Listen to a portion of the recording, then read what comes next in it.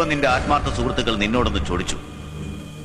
ഇതുപോലെ നീ ഉണ്ടാക്കിയെടുത്ത വേരുകളൊക്കെയും ഓരോന്നോരോന്നായി അറുത്ത് കളയും ഞാൻ.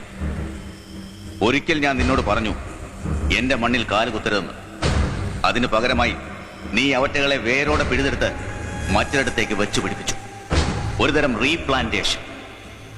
അവരിപ്പോ സുഖമായി താമസിക്കുന്ന ആ വീടിന്റെ വാടക ഞാൻ അറിഞ്ഞു.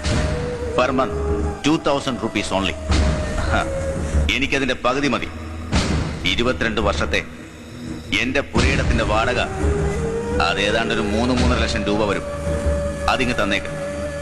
ഇന്ന് വേണ്ട, ഈ വരുന്ന 25-ാം തീയതിക്കകം, ഐ മീൻ നീ നിശ്ചയിച്ചുറപ്പിച്ച നിന്റെ അനിയത്തി അംബികയുടെ വിവാഹ ദിവസത്തിനകം.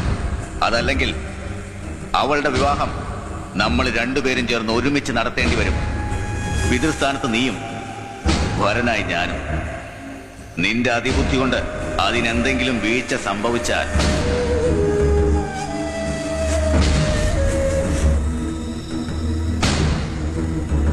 പോട്ടടാ.